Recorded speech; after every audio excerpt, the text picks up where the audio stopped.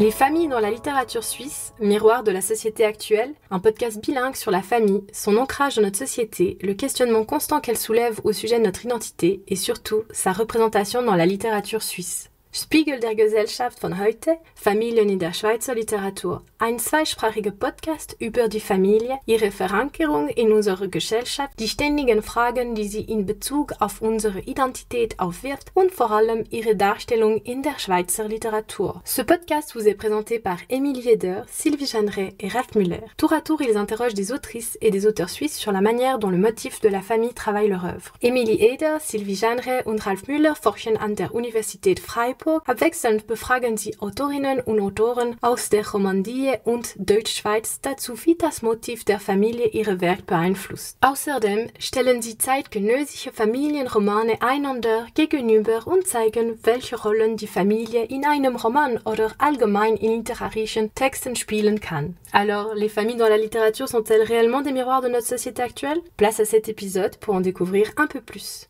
Sind Familien in der Literatur wirklich ein Spiegelbild unserer heutigen Gesellschaft? In dieser Episode erfahren Sie mehr darüber. Bonjour à toutes et à tous et bienvenue dans ce podcast consacré à la famille dans la littérature suisse. Je m'appelle Valentin Colli et j'ai le plaisir d'accueillir aujourd'hui l'écrivain fribourgeois Jean-François Haas, auteur de 7 romans parus au Seuil et chez Bernard Campiche pour le tout dernier, auteur également d'un recueil de nouvelles, Le Testament d'Adam, et d'une conférence, Écrire depuis ici, publiée en 2021 aux Presses littéraires de Fribourg. Notre entretien se concentrera sur l'avant-dernier roman de Jean-François Haas, intitulé « Tu écriras mon nom sur les eaux » et paru en 2019. En effet, dans ce livre, l'écrivain aborde la question de la famille d'une manière particulièrement intéressante, en mettant en opposition 2 modèles.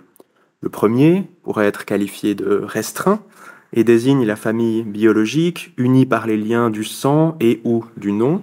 Et face au dysfonctionnement de ce modèle, Jean-François Haas en propose un second, une vision élargie de la famille à travers laquelle il tente de substituer au lien généalogique une fraternité universelle qui trouve son origine essentiellement dans la Bible, mais également dans la fiction littéraire et dans le rapport aux mots. Alors bonjour Jean-François, merci beaucoup d'être ici, d'avoir accepté cette invitation à participer à ce podcast. On va rapidement se lancer dans le vif du sujet en rentrant donc dans ce roman « Tu écriras mon nom sur les eaux ». Donc après un bref prologue, le roman s'ouvre sur la description d'une photo de famille qui en fait d'emblée le sujet principal du livre. Nous sommes alors en 1905. Mais dès le début, ce sujet de la famille est présenté comme vacillant et paradoxal, au cœur d'une tension entre, d'une part, l'immortalité offerte par la photo, et d'autre part, cette sensation d'immobilité, de sclérose, d'une institution qui n'aurait pas su évoluer avec son temps, qui serait restée figée dans le passé. Et avant de poser ma première question, je te propose un petit extrait afin que nos auditeurs et auditrices puissent se plonger, elles et eux aussi, dans le roman. Volontiers. Tous ceux que le photographe a immortalisés là sont morts aujourd'hui. Arrivés devant la porte de l'atelier d'art, comme disaient les lettres d'or sur la vitrine, vous avez essuyé la poussière à l'aide de vos mouchoirs, puis craché sur le cuir et frotté encore pour que le cirage étalé, pour une fois sans parcimonie et longuement patiné, retrouve un peu de son brillant. Et le photographe vous a installé. D'abord, ta mère. Elle a 30 ans, elle est belle, mais on ne peut plus dire rayonnante comme on l'a vu, comme certains se souviennent d'elle pour en avoir été amoureux et l'avoir désirée, dans la joyeuse folie de ses 19 ans, amoureuse, insouciante encore, alors pourtant qu'elle était enceinte, et c'était toi qui commençais en elle. Elle l'avait compris depuis quelques semaines, mais n'avait pas encore osé le dire, et qu'elle courait légère, si légère, tu ne pesais rien à ce moment-là, et les autres ne savaient rien, quand ils sauraient, et leurs yeux ne pouvaient encore rien voir dans la clarté de ce soir des premiers jours de septembre, mais quand ils s'en apercevraient, elle courait, c'était une veille de fête, elle courait l'annoncer, amoureuse à son amoureux, Cependant, sa beauté n'est pas ternie, malgré la gravité que l'on sent désormais sur son visage. 11 ans d'une vie, 11 années qui ont imprimé toutes sortes de marques entre les joies et les douleurs. Elle a joint ses mains sur sa robe du dimanche. Son regard levé vers l'objectif fait sa part à l'absent, à cette attente qui n'a jamais tout à fait fini de saigner en elle. Cet homme dont tu ne sais rien alors. L'homme que tu connais, c'est celui qui est assis à côté de ta mère, Édouard. Une fois, tu as voulu faire comme les autres et tu l'as appelé papa. Je ne suis pas ton père. C'est pourtant lui que tu as vu dans le bureau de la sœur directrice à l'orphelinat, l'un de tes premiers souvenirs.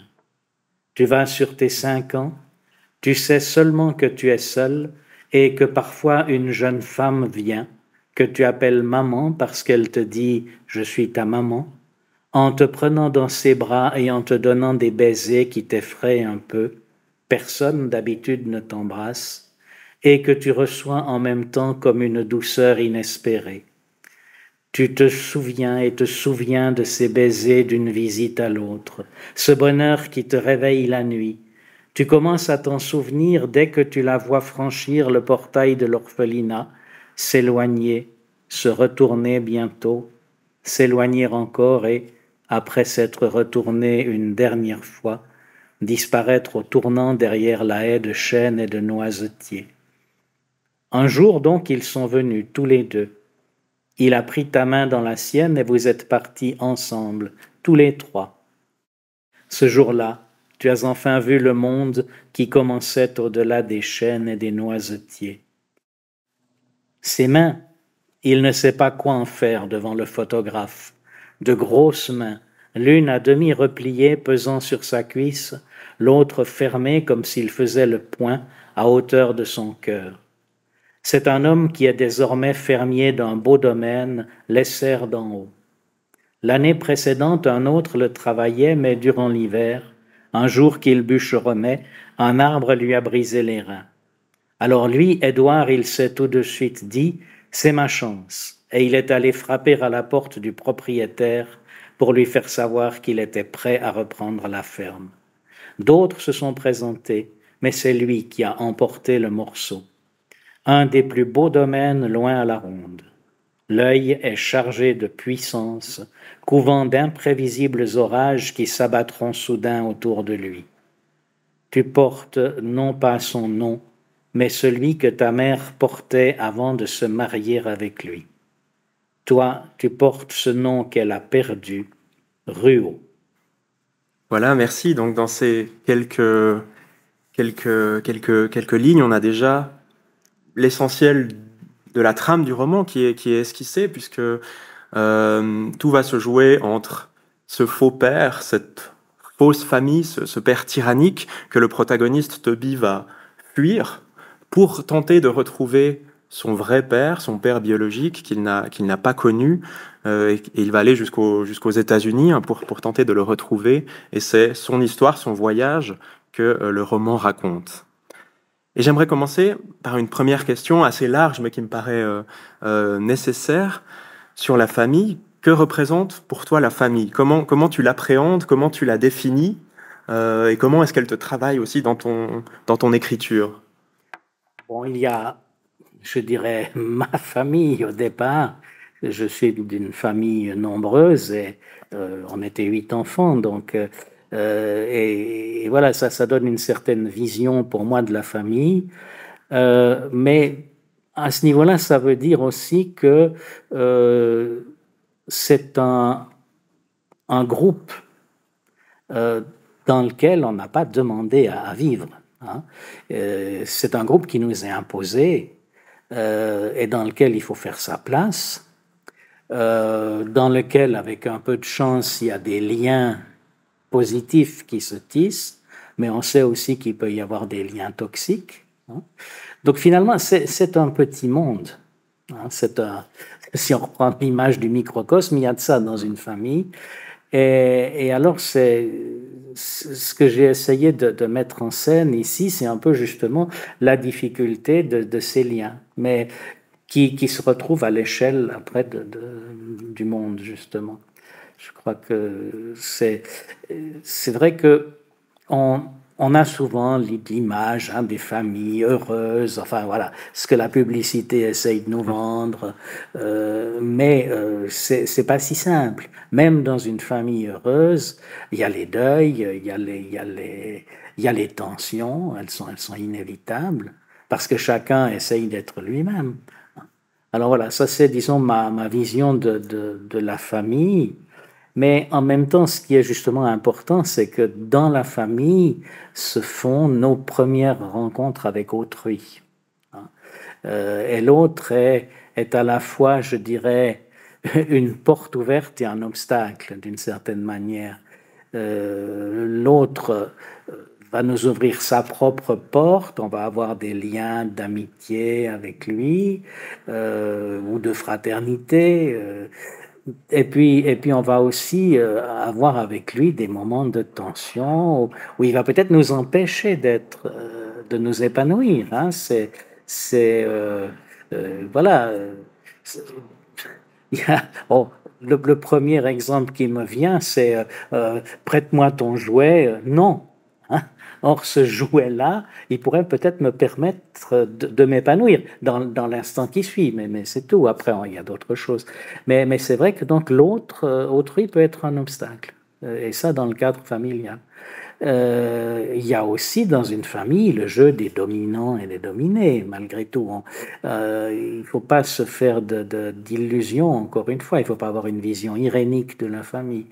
Mais c'est ce qui fait aussi ces tensions, ces difficultés, qu'il y a un vivre ensemble qui se met en place et qui finalement, en tout cas dans mon cas, a été plutôt positif. Voilà. Mais c'est vrai qu'il ne faut pas se leurrer non plus. Il y a pas mal de familles où justement on a des pères en particulier qui sont extrêmement durs. Enfin, moi j'ai connu ça dans mon enfance, quand je voyais certains de mes camarades pour s'épanouir, c'était un peu difficile avec un père beaucoup trop écrasant. Qui ne laissait pas prendre d'initiative, voilà, et puis qui passait par la brutalité. Alors, c'est un peu le cas ici de ce deuxième père, de ce qu'on appelait un parâtre, hein, père, voilà, père de substitution. Et pour Toby, effectivement, ça va jusqu'au moment où il éprouve lui-même une envie de meurtre par rapport à ce père. Hein. Tout à fait. Et pour rebondir sur la question de l'altérité que tu soulèves, en plus de la famille, on a le motif de la nation qui est très présent aussi dans ce roman, mais plus largement dans toute ton œuvre. Œuvre qui n'hésite jamais d'ailleurs à critiquer certaines pensées identitaires et nationalistes, de droite plutôt. Et dans L'homme qui voulut acheter une ville, un autre de tes romans paru en 2016, on trouve un personnage qui ressemble beaucoup au politicien suisse James Schwarzenbach et qui opère un rapprochement très explicite et très intéressant entre la famille, justement, et la nation, et autour de questions d'altérité, justement. Et j'aimerais citer un passage de ce roman où il dit, je cite, « Bien sûr, la famille est la base de notre société, mais justement, il faut la protéger, ne pas la soumettre à des influences étrangères. Que deviendront nos enfants quand ils auront pris les habitudes des gens du Sud, leur goût du farniente par exemple, qui infectera notre courage au travail? Alors notre pays ne sera plus lui-même.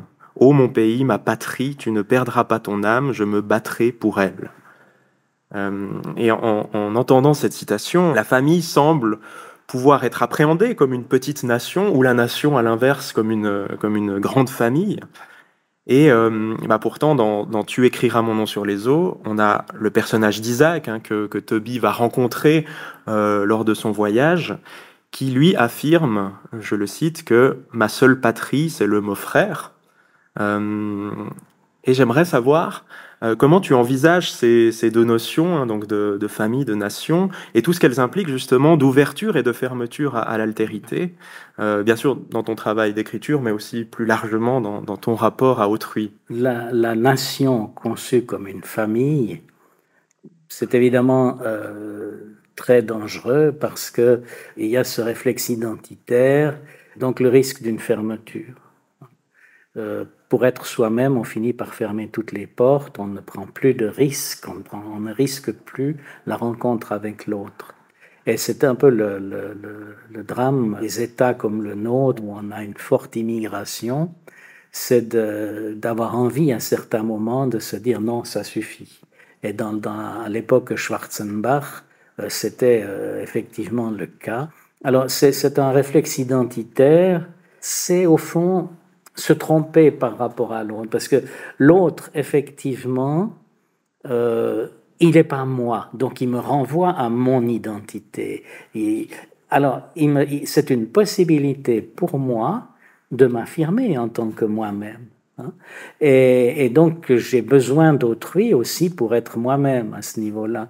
Et puis, cet autre qui est perçu comme un risque, évidemment, c'est un risque, c'est le risque de changer. C'est-à-dire que l'autre peut m'apporter des éléments nouveaux, des éléments auxquels je n'avais pas pensé. Je l'ai, dans un autre roman qui s'appelle Le chemin sauvage, je l'ai figuré à travers l'image de la pizza. Ces Italiens qui arrivaient chez nous apportaient la pizza. Alors c'était évidemment quelque chose de tout à fait autre, mais ils nous apportaient beaucoup de choses autres. Et aujourd'hui, tout le monde mange de la pizza. Donc, le problème que nous avons en Suisse, que nous continuons d'avoir très fortement, c'est cette volonté de s'idéaliser soi-même, de se dire qu'on a une âme suisse. Hein. Et là, j'ai fait dire ça à Schwarzenbach, je vais sauver ton âme. Hein. Mais ça, on le trouve constamment. Et par contre, alors moi, ce qui m'intéresse en face, c'est le personnage d'Isaac, effectivement. Je suis content que tu aies confronté ces deux choses, parce que Isaac, oui, a cette formule, hein, ma patrie, c'est le mot frère. Alors, je ne m'étais pas rendu compte de ça. Et puis un jour, je me suis dit, mais Isaac est contemporain de Martin Buber, le philosophe. Hein. Et il a quelques traits de Buber, mais j'y avais pas du tout pensé en écrivant. J'aime beaucoup la pensée de Buber. Je pense que c'est une des pensées qui m'ont nourri. Et là, ce que j'aimerais aussi souligner avec Isaac, c'est que sa patrie, c'est un mot. Hein. C'est le mot frère. Donc, l'être humain, bien sûr, il a une appartenance, il vit dans une terre. Moi, je suis très heureux d'avoir mes pieds dans ma terre fribourgeoise. J'ai toujours vécu dans le même village, donc on ne peut pas me soupçonner d'être cosmopolite. mais en même temps, je crois que je me sens justement, grâce à cela, assez fort pour ouvrir aussi mes portes. Et donc, ce qui se passe, c'est que ça, c'est ma patrie, disons, physique, naturelle, mais il me semble que la patrie humaine, c'est encore plus le langage. Je sais pas, un jour on nous dira peut-être que c'est pas comme ça, mais il me semble que l'être humain se caractérise quand même, jusqu'à nouvel avis, par cette compétence du langage. On a essayé de faire parler des singes, oui, bon, ça...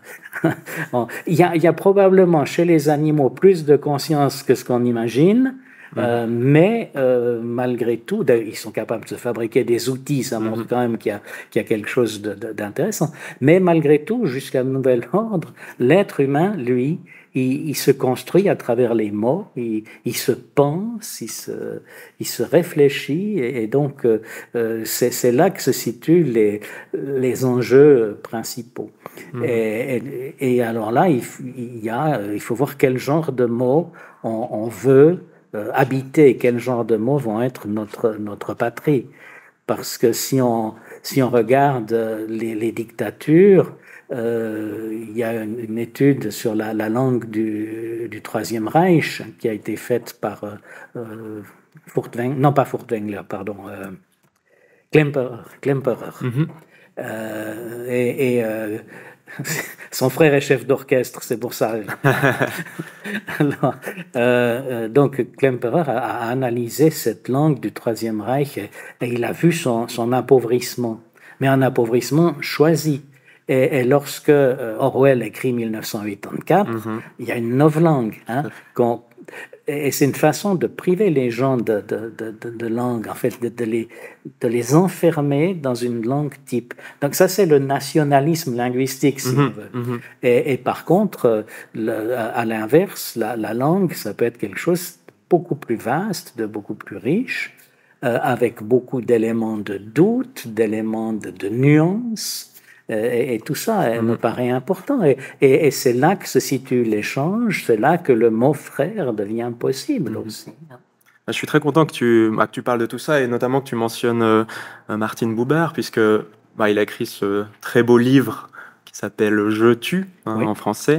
Et peut-être que nos auditeurs et auditrices l'auront remarqué lors de la lecture de l'extrait tout à l'heure, mais tu écriras mon nom sur les os et raconté et narré à la deuxième personne du singulier essentiellement. C'est pas le seul de tes romans qui fonctionne comme ça.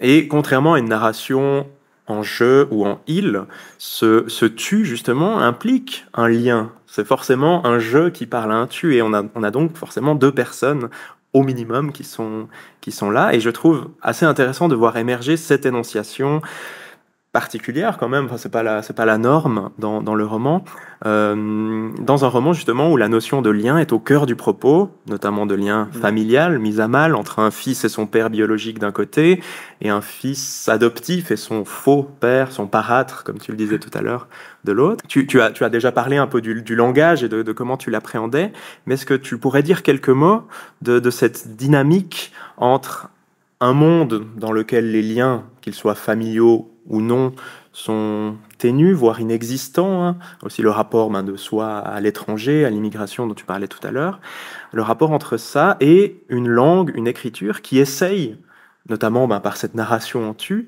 de renforcer ces liens ou de les recréer peut-être différemment. Oui, je crois que pour moi, je ne conçois pas l'écriture en dehors de la notion de rencontre. Lorsque j'essaye de mettre en place une page, il va y avoir des arbres, il va y avoir, je sais pas, une table, une personne, etc.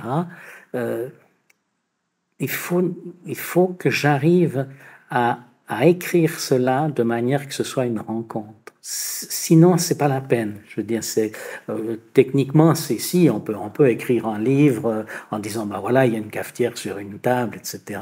Il y a quelqu'un qui s'était moqué du nouveau roman en écrivant un texte qui s'appelait La cafetière est sur la table. Mais il n'empêche que si cette cafetière, par le texte, devient une rencontre, alors ça valait la peine de l'écrire. Et pour moi, en tout cas, c'est comme ça que je conçois l'écriture.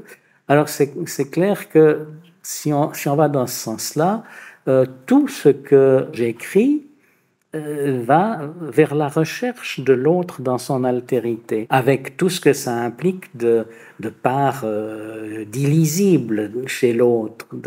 Le mot « tu », je l'aime bien, parce que c'est toi, mais c'est aussi ce qui est tu.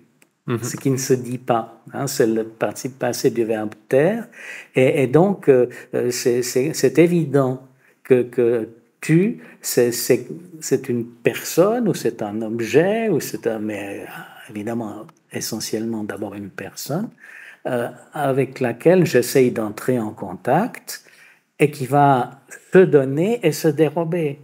Donc, l'écriture, c'est une recherche de cette altérité. C'est dans un roman qui s'intitule Panthère noire dans un jardin, j'ai utilisé un élément, c'était la construction du pont de la Poya. Je me suis amusé avec ça, mais parce qu'un des personnages, donc il travaille vers la cathédrale de Fribourg, pour faire vite, hein, et il va vers le Schönberg, où il habite. Et sa femme est au Schönberg. Alors, bien sûr qu'il y avait à cette époque d'autres passages, mais le pont de la Poya, c'est pour moi ce qu'on essaye de faire pour aller vers autrui. Alors c'est les gestes amoureux, c'est les gestes amicaux, et c'est le langage. Et donc l'écriture, c'est une sorte de pont que j'essaye de construire en permanence, en sachant que c'est un pont qui ne sera jamais achevé, contrairement au pont de la Poya, même si le pont de la Poya a mis 20 ans. Bon. Et très juste, j'aime beaucoup cette idée de rencontre, enfin, c'est Buber, c'est aussi Lévinas, enfin, toute cette pensée de l'altérité et du rapport qu'on peut avoir avec elle. Et ce qu'on retrouve aussi beaucoup dans ton œuvre et dans Tu écriras mon nom sur les os, c'est des rencontres entre différents textes. Hein, les références intertextuelles sont tout le temps assez nombreuses dans ton travail, qu'il s'agisse de citations explicites ou d'évocations plus discrètes. Et l'ouvrage que tu cites, ou en tout cas auquel tu fais le plus référence, c'est la Bible, d'où émerge à plusieurs reprises l'idée que nommer les choses, nommer les individus permet de se familiariser avec elles et eux, d'aller à leur rencontre. Hein, c'est pour citer un autre extrait du roman, c'est ce qu'affirme le narrateur assez au début du roman lorsqu'il dit, je cite, « C'est le bonheur qui devait être un goût de sel sur les lèvres d'Adam, quand il nommait le monde autour de lui et se le rendait fraternel et sororal, on devrait dire frère et sœur à tout ce qui nous entoure. » Et la question que j'aimerais te poser, hein, on continue dans le rapport de la littérature à l'autre, mais est-ce que la littérature, qui donc consiste elle aussi à mettre le monde en mots ou à mettre des mots sur le monde, fonctionne de cette même manière? Et si oui, comment est-ce que l'intertextualité, donc cette grande famille littéraire, si on veut, comment fonctionne-t-elle et qu'est-ce que ces jeux intertextuels permettent de créer? Alors, disons, la première chose, je crois que nous continuons la mission d'Adam. Qu'on prenne ça uniquement de manière métaphorique ou autrement, peu importe. Mais c'est vrai que dans la Genèse, il y a un moment où Dieu place Adam dans sa création et lui fait voir toutes les créatures et il doit leur donner un nom. Et donc, il me semble que ce travail de nomination est resté. Et la nomination est précisément une rencontre. Dans la Genèse, dans le passage de la Genèse, c'est pas du tout une appropriation. Je ne m'approprie pas l'autre, mais je le rencontre. Et ça se termine par Adam qui finalement n'a pas fait la rencontre absolue parce Ève n'a pas encore été créée. Voilà, ça c'est la première chose. Adam cherche l'âme sœur. Et puis, il me semble que quand on écrit, c'est un peu l'expérience dont je parlais tout à l'heure. Je recherche l'altérité. Et donc, ce que j'écris, c'est une recherche de rencontre avec le monde. Et pour moi, ça aboutit en effet à cette idée que nous sommes frères et sœurs. Je ne l'ai pas inventé. Hein. Il y a quelqu'un qui l'a très bien fait au Moyen-Âge, c'est François d'Assise. Hein, notre sœur la Lune, etc. Notre frère le Soleil, enfin le cantique du frère Soleil. Mais c'est vrai que si on a ce principe-là, disons, on est éclairé par cette idée-là, eh bien, notre rapport au monde est évidemment tout différent d'un rapport d'hostilité ou d'exploitation, même si ça n'exclut pas que je demande à ce monde de me donner quelque chose. Hein, c'est Il faut pas. Donc j'ai besoin de salade ou je sais pas. Voilà. Donc sœur salade, je vais te croquer quand même. Voilà. Il faut aussi avoir cette humilité de se rendre compte qu'on n'est pas angélique, quoi. Hein. Alors, mais cette conscience qu'on est frère de l'ensemble de la création, je crois, permet aussi de dire oui au monde. Et évidemment, le oui, peut-être le plus difficile à prononcer, c'est le oui à autrui, être humain. Mais en même temps, ben voilà, c'est là que va se jouer l'essentiel. Et malheureusement, nous sommes dans un monde où il y a toujours la tentation de dire non. Hein, de dire non à autrui, de dire ceci m'appartient. Le fameux texte de Rousseau, hein, le premier qui a dit ceci m'appartient, voilà. C'est un peu le péché originel selon Rousseau, quoi. Et il y a du vrai, hein, parce que la personne clôture. Et donc, c'est vrai que là, la notion de fraternité, elle, nous pousse un peu plus loin. J'ai inventé d'ailleurs un mot, c'est la fraternité dans ce roman. Ouais, ce sont des amusements peut-être, mais si nous sommes des êtres de langage, alors c'est plus que simplement un amusement. Et c'est le moment où, je dirais, on passe de la nécessité, hein, je nais dans une famille, j'ai des frères, je suis bien obligé de vivre avec, à un certain amour à l'égard des frères. Et c'est ce que j'appelle la fraternité. Il y a une amitié qui commence à se faire, et c'est vrai que j'ai eu la chance de vivre ça avec mes frères. Voilà. Et tu parles de fraternité, donc de ce mot inventé qu'on trouve dans Tu écriras mon nom sur les eaux, et dans ton dernier roman, dans La folie du pélican, qui est paru en 2022 hein, chez Campiche, on a, alors c'est pas un mot que tu inventes, mais à plusieurs reprises on a cette mention, c'est d'une chanson, hein, je crois, de Brel, de Jacques Brel, Brel, hein, où on dit je te frère, voilà. Et où frère devient c'est un verbe. Devient un verbe. Il en fait un verbe, oui. C'est un hommage de Brel à un ami, Jojo, qui était mort. Hein, et Brel lui dit 6 pieds sous terre, Jojo, tu frères encore. C'est très beau. Je connaissais pas cette chanson d'ailleurs. Oui, c'est une très très belle chanson. Jojo, c'est dans son dernier disque, dans le dernier disque fait par Brel. Et c'est vrai que ce verbe m'a frappé quand j'ai entendu la chanson. Et oui, mais mes personnages dans le dernier roman vont vers cela. Je te ferai. C'est un cheminement qui se fait dans un roman un peu particulier quand même. C'est la folie du pélican, c'est la folie d'un père pour un fils qui a tout fait pour qu'on le haïsse plutôt. Et alors voilà, c'est une histoire d'amour. Et une très belle histoire. Et j'aimerais d'ailleurs terminer peut-être cet entretien par une question qui concerne ce dernier livre, mais qui résonne aussi beaucoup avec Tu écriras mon nom sur les eaux. Dans ce dernier livre, on retrouve un noyau familial qui est au cœur vraiment du roman, qui est lui aussi tourmenté, hein, comme tu viens de le dire, avec une figure paternelle, notamment le père du narrateur, qui est assez proche de celle qu'on pouvait trouver dans Tu écriras mon nom sur les eaux, une figure assez tyrannique, qui est à l'origine d'une relation toxique, comme on pourrait l'appeler. Et pourtant, donc, les deux romans suivent des trajectoires assez différentes, j'ai l'impression. Dans La folie du pélican, la notion de pardon est vraiment au cœur de la réflexion, hein, de pardonner l'impardonnable finalement. Et cette notion-là, dont Tu écriras mon nom sur les eaux, est plutôt discrète. On la retrouve, mais c'est pas ça qui est au cœur de la narration, il me semble.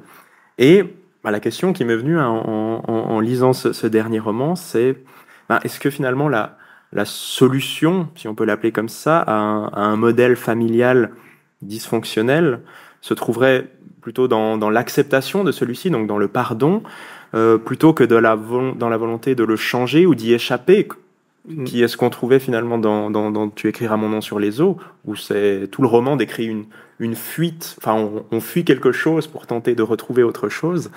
Oui, alors je crois qu'il y a effectivement, on est toujours dans ce qu'on disait dès le début, hein, la famille c'est une nécessité, on ne peut pas échapper à la structure.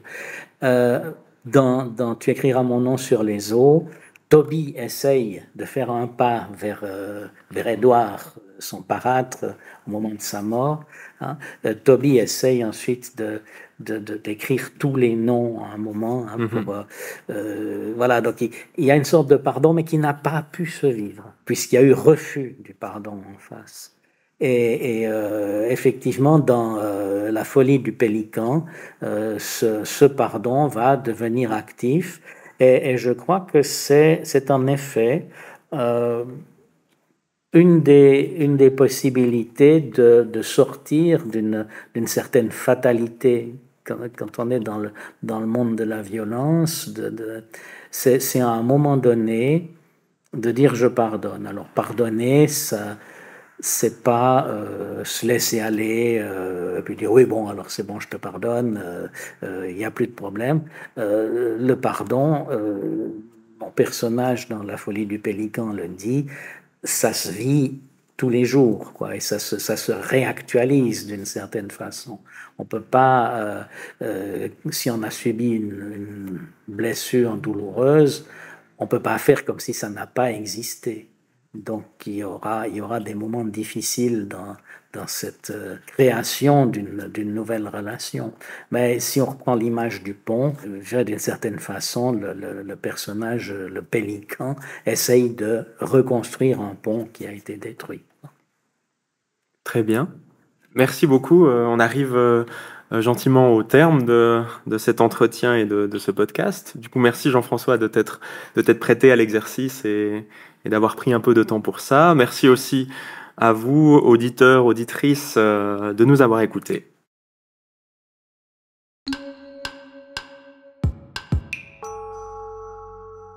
Vous venez d'écouter un épisode du podcast Les familles dans la littérature suisse, miroir de la société actuelle. Sie haben gerade eine Episode des Podcasts Spiegel der Gesellschaft von heute, Familien in der Schweizer Literatur. Découvrez toutes les œuvres citées dans la description. In der Beschreibung gibt es auch weiterführende Literaturhinweise. Et ne manquez pas le prochain épisode. Verpassen Sie nicht die nächste Episode. À bientôt, bis bald.